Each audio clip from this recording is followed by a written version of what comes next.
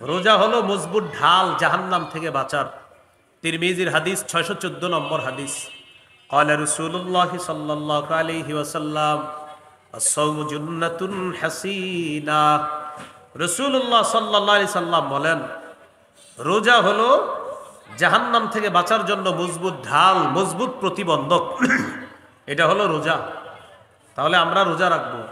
ক্বালা রাসূলুল্লাহ সাল্লাল্লাহু আলাইহি ওয়াসাল্লাম মান সামা রমাদানা ঈমানাও ওয়া ইহতিসাবা গুফিরা লাহু মা তাকদ্দামা মিন যামবি। রাসূলুল্লাহ সাল্লাল্লাহু আলাইহি সাল্লাম বলেন, কেউ যদি দিনের বেলা রোজা রাখে ঈমানের সাথে আর সওয়াবের আশায়, তার আগের সবগুলা গুনাহ মাফ করে দেওয়া হবে। তাহলে 7 নাম্বার কাজ রোজা রাখা, রমজান মাস শুরু থেকে আর কি আপনার। এরপরে 8 নাম্বার কাজ, রমজানের রোজা রাখবেন, দান করবেন। বেশি বেশি কি করবা? দান করা। সূরা মুনাফিকুনের 10 নম্বর আয়াতে আল্লাহ বলেন, ওয়ানফিকু মিম্মা রাযাকনাকুম মিন ক্বাবলি আইয়াতিয়া আহাদাকুমুল মাউত। তোমরা দান করো, আমার দেয়া রিজিক থেকে তোমরা খরচ করো, সেই দিন আসার পূর্বে তোমাদের কাছে যেদিন মৃত্যু এসে যাবে, তোমাদের কারো কাছে মৃত্যু আসার আগে তোমরা আমার দেয়া রিজিক থেকে খরচ করো, দান করো। সহিহ বুখারীর 6 নম্বর হাদিস। কানা রাসূলুল্লাহ সাল্লাল্লাহু আলাইহি ওয়াসাল্লাম আজওয়াদান নাস ওয়া কানা আজওয়াদা মা ইয়াকুনু ফি রমাদান হিনা ইয়ালকাহু জিবরিল আলাইহিস সালাতু ওয়াস সালাম। রাসূলুল্লাহ সাল্লাল্লাহু আলাইহি সাল্লাম এই পৃথিবীর যত মানুষ আছে সবার মাঝে সবচেয়ে শ্রেষ্ঠ দানশীল ছিলেন মুহাম্মদুর রাসূলুল্লাহ সাল্লাল্লাহু আলাইহি সাল্লাম। রমজান মাস আসলে নবীজির দান করার মাত্রা আরো বেড়ে যাইত, প্রচুর পরিমাণ দান করতেন। তাহলে রমজান মাসে বেশি বেশি দান করা, এমনি তো করা, রমজানে বেশি দান করা, এগুলো 8 নাম্বার কাজ। 9 নাম্বার, বেশি বেশি নফল ইবাদত করা, যত পারেন নফল ইবাদত করা।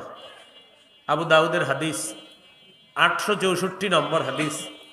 এই হাদিসের মধ্যে আসছে, ক্বালা রাসূলুল্লাহ সাল্লাল্লাহু আলাইহি ওয়াসাল্লাম ইন্না আউওয়ালা মা ইউহাসাবুন নাসু বিহি ইয়াউমাল কিয়ামাতি মিন আমালিহিম আস-সালাহ। রাসূলুল্লাহ সাল্লাল্লাহু আলাইহি সাল্লাম বলেন, কিয়ামতের ময়দানে মানুষের আমলের মধ্যে সর্বপ্রথম হিসাব হবে নামাজের হিসাব। তো নামাজের হিসাব যখন হবে, হিসাবটা এইভাবে হবে, আল্লাহ তাআলা ফেরেশতাদেরকে বলবেন, ইয়াকুলু রাব্বুনা লিমালাইকাতিহি। তো যাই হোক, প্রথমে হিসাব হবে। হিসাবটা কিভাবে হবে? ফাইন কানাত তাম্মা কুতিবাত লাহু তাম্মা। যদি সে নামাজ পরিপূর্ণভাবে আদায় করে থাকে তাহলে সওয়াবটাও হবে পরিপূর্ণ সওয়াব। সুবহানাল্লাহ। পরিপূর্ণ হলে আমল নামায় পরিপূর্ণ লেখা হবে।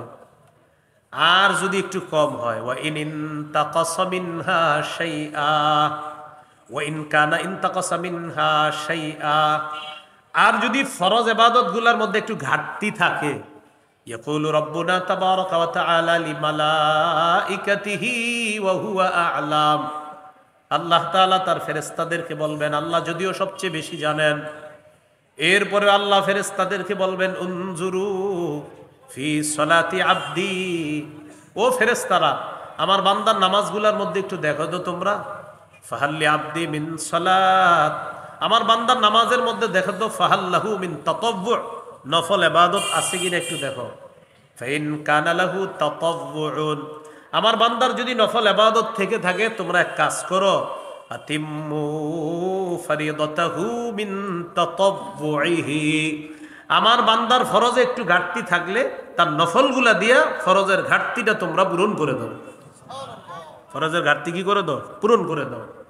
এইভাবে তুখাজুল আমাল আলা যালিকা, এইভাবে আমলগুলার গ্রহণ করা হবে।